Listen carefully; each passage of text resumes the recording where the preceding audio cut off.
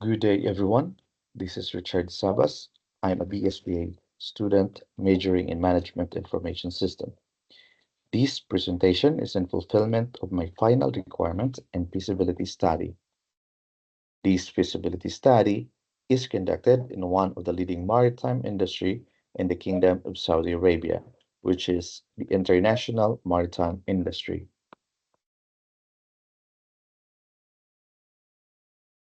This presentation will cover the following outlines and will be expanded in each slides. Number one, description of the business. Number two, regulatory and risk analysis. Number three, location analysis. Number four, management analysis. Five, market analysis. Six, financial analysis. And lastly is the recommendation.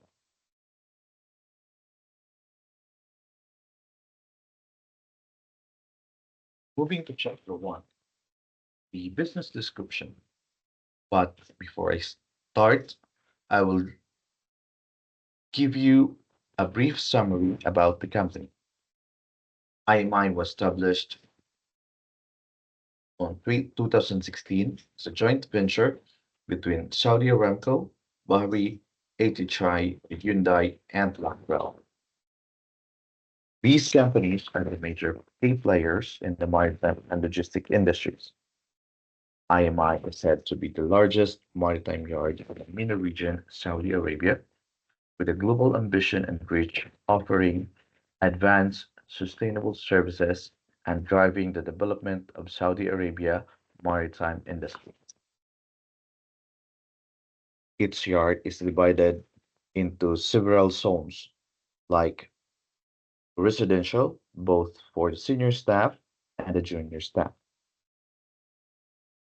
Next are the offices. Then lastly, the industrial area where all major operations are conducted, such as the rig, ship building and maintenance and repair, logistics, and etc.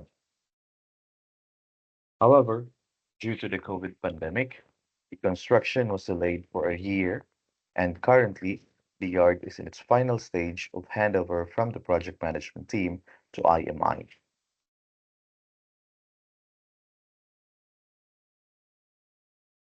Moving on, the global maritime industry is the backbone of international trade, transporting approximately 90% of the global goods. Saudi Arabia, with its access to major routes, plays a critical role in regional shipping logistics. International maritime industry focuses on shipping services, including oil and gas, marine logistics, port operations, rig and ship building and maintenance, serving regional and global trade routes, particularly through the Red Sea and the Arabian Gulf. Mentioning of shipping services, IMI is currently owned One Ship BLCC, or the very large crude carrier that was built at Korea through HHI. These are massive oil tankers designed to transport crude oils across the seas. They have capacity of over 200,000 deadweight tonnage and can carry approximately 2 million barrels of oil. IMI identity is shaping the future of maritime. They also use the slogan, building one of the world's most sustainable shipyard, and emphasizes their commitment to sustainability in the operation. IMI also focuses on innovation and aims to be the global leader in applying digital solutions to manage and operate the maritime yards. While its existing systems, with its existing system and integration, such as the computer aided facility management or the CAFM, the MRI Go, the IFS, or the ERP, these innovations using digital solution will surely be achieved by the company. Next is chapter 2. In terms of regulatory, IMI is compliant with Saudi Arabian maritime law, licensing by a Saudi Ports Authority, Mawani, and the Ministry of Transport. Also, foreign investment permission via Ministry of Investments. And lastly, IMI's adherence to IMO regulations and environmental protocols. In addition, company process, procedures, and policy are in place to ensure that each operation are compliant and adherent to maritime law, Saudi labor law, ISO standards, and other ethics.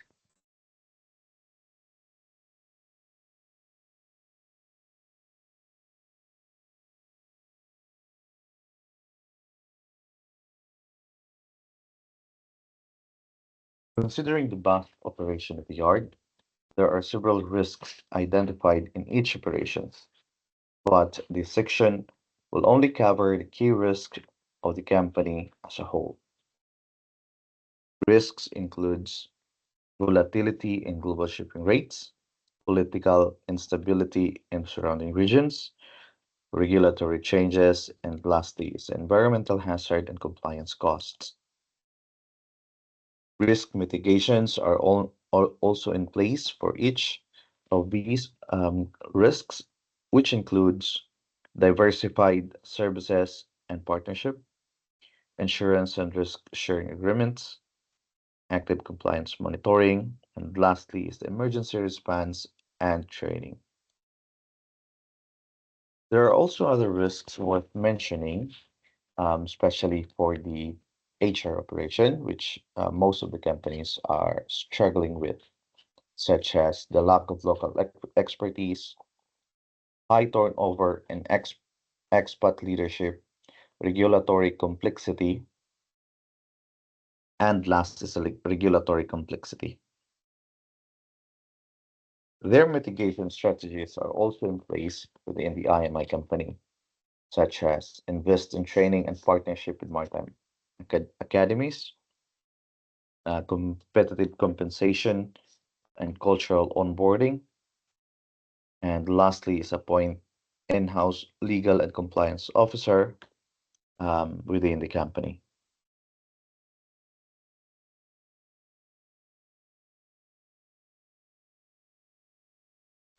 As for its location analysis, Saudi Arabia occupies a key geographical position at the crossroads of Europe, Asia, and Africa, making it an ideal hub for international maritime trade, with coastlines on both the Red Sea in the west and the Arabian Gulf in the east. It offers a direct route to major global shipping routes, including proximity to the Suez Canal and the Strait of Hormuz. The overall demographics of the region in terms of population and growth is around 36 million. That's approximately based on a survey conducted in year 2025. In Jeddah and metropolitan areas, the population are growing rapidly to 4.8 million. The strong urban population growth is driven by immigrations and the industrialization.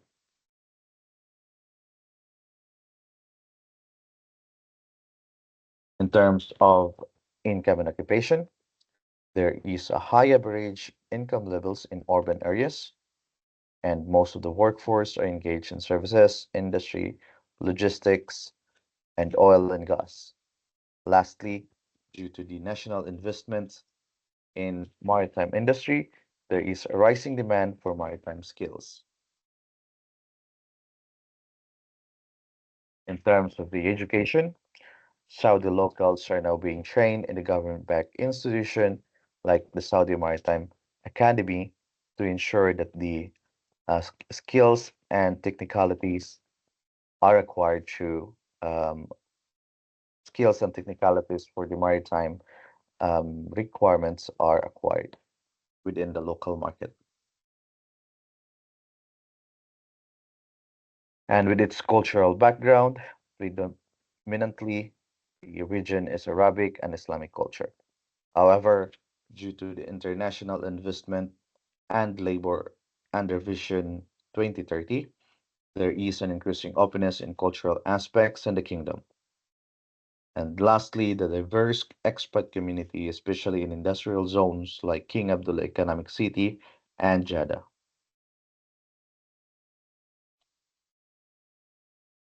In terms of the climate, it is usually hot, especially during May to September. It reaches around 40 to 50 at the peak. However, maritime infrastructure in the region is built to withstand high temperature and salinity. When it comes to real estate, industrial and commercial space are readily available in KAEC, with long-term leases and tax breakers offered to foreign investors. And lastly, it is cost-effective compared to Dubai or other GCC ports. Now, just to give you a brief on the IMI yard itself, as you can see, the total footprint is approximately around 3,800,000 square meters, with a total of 157 buildings in all over the yard. The area is divided into zones, divided into different zones. As mentioned earlier, we have the zones for the residential, which is the zone F, and the offices in zone C. Then you have the rest of the zones, which is for the tuxedo, zone D, C, common buildings, zone B, and zone A. These are the zones where most major operations, such as the rig repairs, rig building, ship repair, maintenance, including logistics, customs, and coast guards, all operations are being conducted in these areas.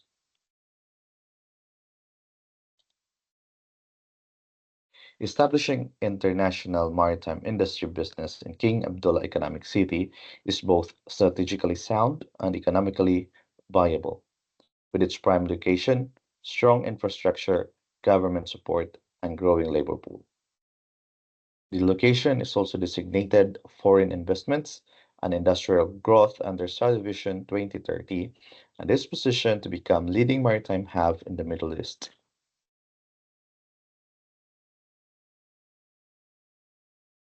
Saudi Arabia international maritime industry presents a strong case for investment, but its success depends heavily on the quality and adaptability of its management structure. A hybrid organizational model combining functional efficiency and strategic agility is both feasible and recommended. As of now, there is an FMA who is looking after the whole structure of the IMI. They are the experts of the FM or the facility management in um, in the kingdom. With the right talent, cross-functional leadership, and a culturally aligned approach, the organizational structure will support growth, compliance, and long-term sustainability in this globally competitive sector.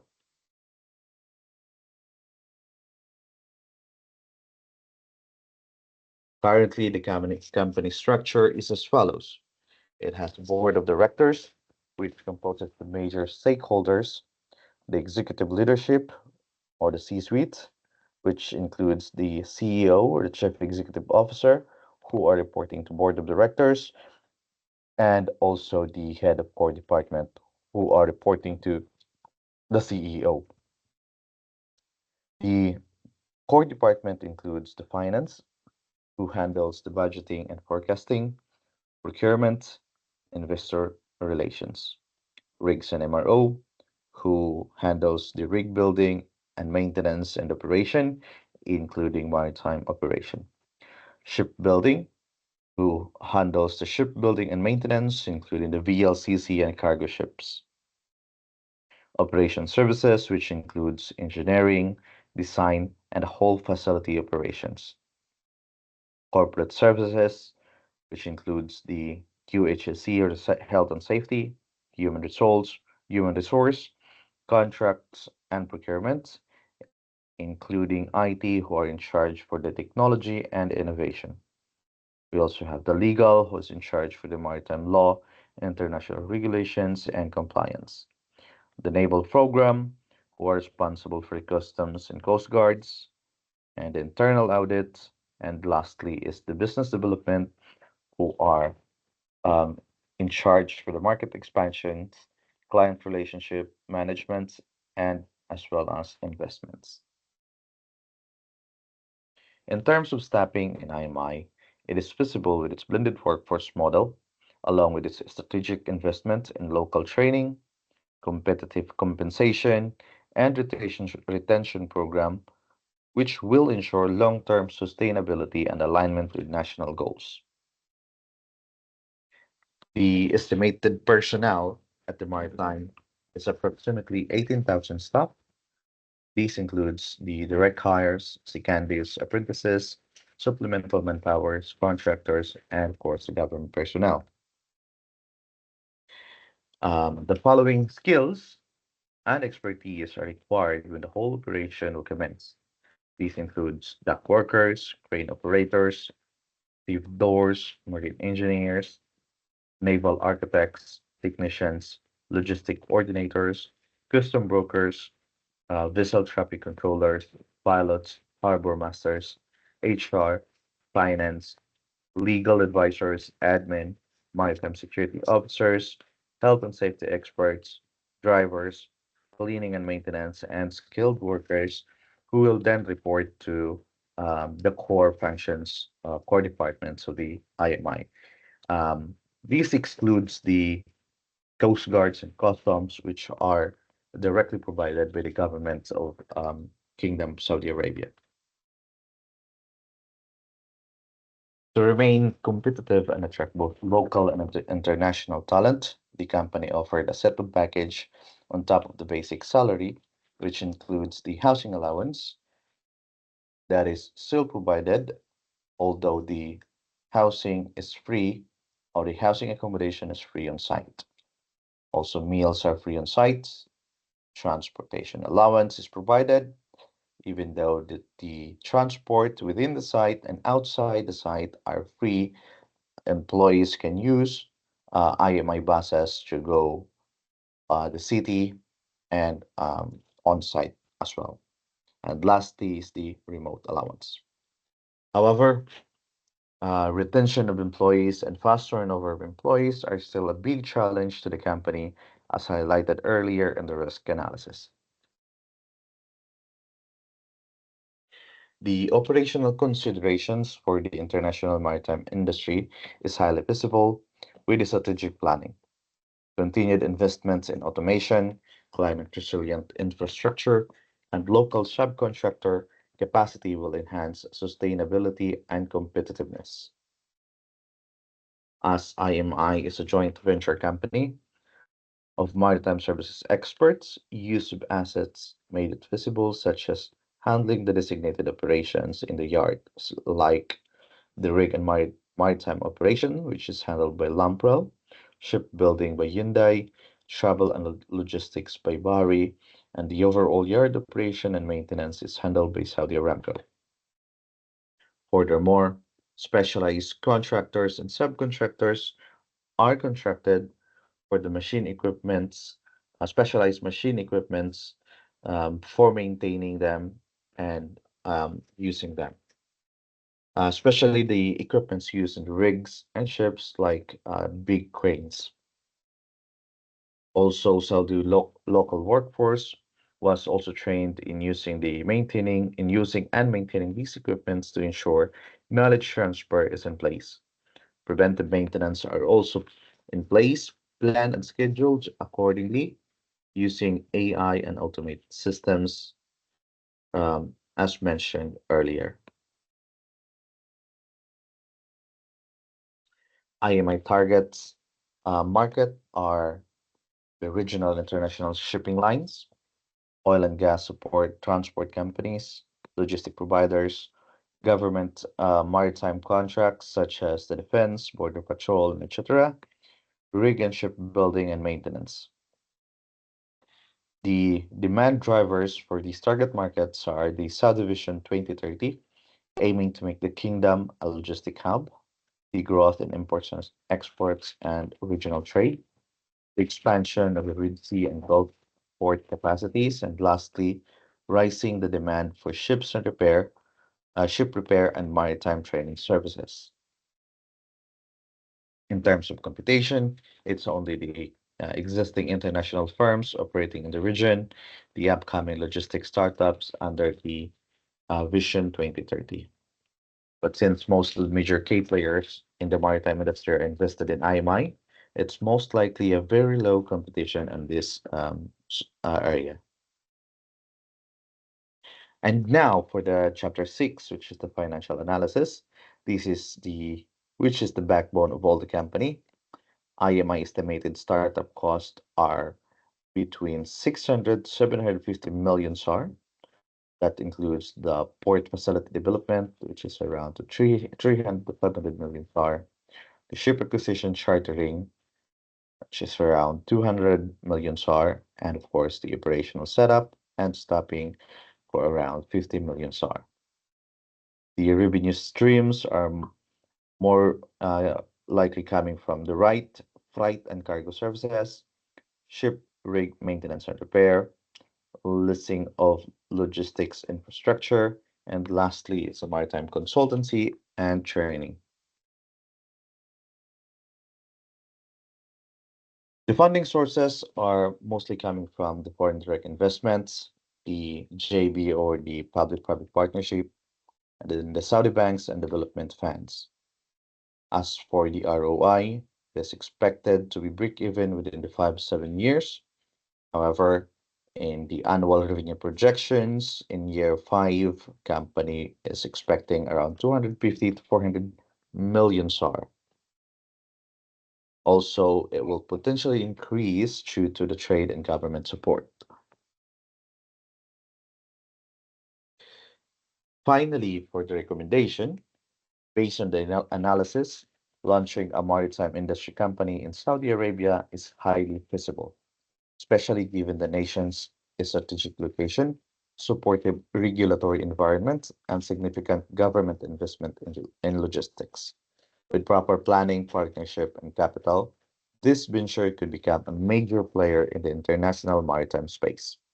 Therefore, the recommendation is to proceed to the business planning and investment proposal stage.